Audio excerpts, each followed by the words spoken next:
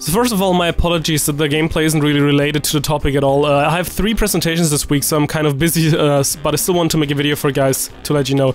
So again, Noob Pro Tips mainly feature of questions that you guys are sending me lately, so if you got any questions about any topic related in CSGO, just leave it in the comment section down below, or in my Discord or on my Twitter, and I'll try to get to it in an upcoming episode.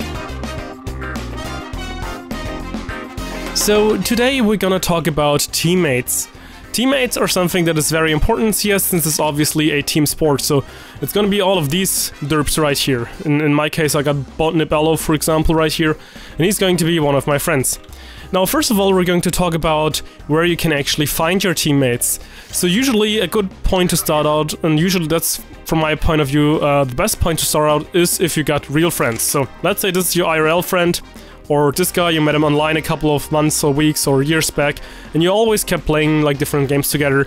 So you already have some sort of history together. This means you kind of used to each other, you kind of know the other person, and this makes it a lot easier to be comfortable around that person, and also to make sure that you actually know what you're like getting into.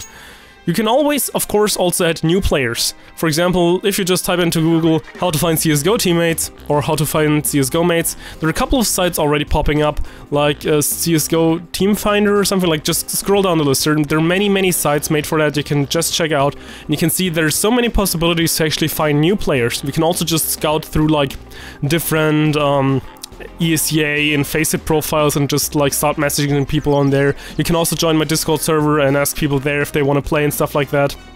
And it's a process that's definitely taking some time, so it's not something that you just click do and you got a 5-stack and you're gonna be like global in no time. That's not quite how it goes, because you need to like spend and invest some time into it in order to find good teammates, and just to well, actually get any at all, because sometimes maybe people don't like you don't like them, so it's always kind of a trial and error thing. But that's basically on where you can find them. So let's talk a little bit about our next point. Alrighty, now I also often get asked, is there a specific point in time when it's a good idea to find teammates or a team or a 5-stack? And that question is basically always that there is not a real perfect time for it. I mean, it always kind of also depends on you. If you just prefer like playing around solo, it's like also a different kind of skill set that you acquire. Or if you just prefer playing in a team, which CS is actually kind of meant to be.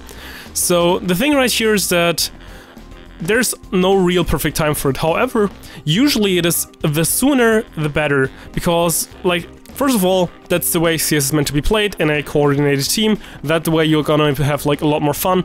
Also, the thing is, you don't need to get a perfect team right off the bat. As I said before, there's lots of trial and error in it, so you just might find a guy, play with him, like the first game is great, and then the next 5 are crap because you guys are not really synergizing well. So at that time, you really do not want to stress yourself to just get a team right off the bat when you just started up the game. Of course, if you already have a couple of friends and players that you know that like to play with you, that's always better, because the sooner you start with something, the more, the earlier you'll actually get any results out of that, just by practicing with them and working out stuff. Like I said in the early part of the video, if you already know this guy for a couple of years, like you went to, I don't know, primary school together, you're most likely going to have a better kind of relationship than with like a random stranger that you just met like 2 games ago, which doesn't mean that he could not be your best friend in like a couple of months, so that's something you have to keep in mind as well. But yeah, as to when, usually, as I said before, the sooner the better, but there's no real time for it, so like no real specific point in time, so just try to make it fit like you can, or like you feel comfortable with, and that's pretty much all there is to it. Alright, so the last part is about how to find good teammates, and this is essentially just kind of already part of the other 2 points. And essentially, as I said before, you want to find people you can trust, you want to find people you're comfortable with, and especially, and that's most importantly the point, you want to find people that you can like synergize with well. So as I said before, if you're just playing like lots of solo matchmaking, you might develop some habits that are good for matchmaking, in particular while playing solo. So you're, I don't know, you might be baiting your teammates, or you're just like doing some weird stuff that is working out for you, but it doesn't really benefit the team all that much. However, you can still like get something out of that. Now, if you start playing in a team, it's gonna be a little bit different because everything has to be coordinated, and in the beginning this might be quite of a heavy learning curve for you because you need to properly now coordinate your pushes, you need to communicate a lot more, especially if you're not used to talking about playing, for example, just doing all the callouts. If you're more like of a silent player, this can be also very like damning for you. Another thing is also that, like, you want to kind of set up roles, but the roles, they should not be like set in stone, they should not be strict, they should be more like guidelines. Because if you have like this guy right here as an AWPer, and that's all he can, he should probably also be able to pick up the rifle at some point, because not always you're gonna be able to, well, play very well with an AWP. Or if you got like 2 guys with an AWP right here, and both want to play, that's like a different situation, a different money situation that's required for that. So in turn, in order to be able to do that, you need to like make the economy work the way you have it, and like that's like just a lot more communication, not just in game, but also from a strategy point of view or from a tactical point of view.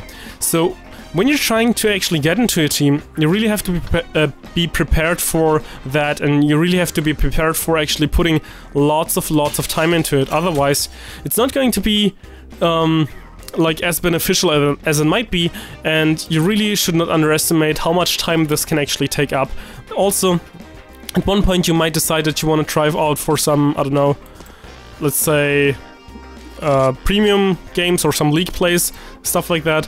So at that point in time, you definitely want to try to also set up some team practices. So you want to scrim against each other, against different teams and stuff like that. And again, you can find them on different forums, or you can go to Reddit and stuff like that and just ask there, or on different Discord servers.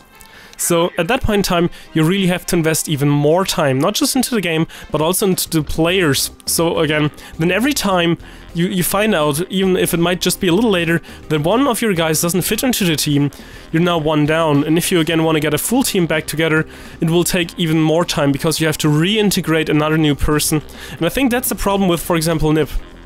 They have been working together so well in the beginning, but then like they always had this one kind of flex player in there that never really fit well the last couple of years. So that's just like some slight hint that might be working in that kind of regard. But yeah, I think it's pretty much for now. Once again, I'm sorry that the video footage is kind of unrelated to what's going on with the topic, but I also did not want to show you guys just some random ass weird Google pages. So yeah, I'll get back to my studying now, so I hope you enjoyed the video. There will be a normal video next week, and I think it's pretty much for now, so I hope you enjoyed the video, and luckySkillFaker out.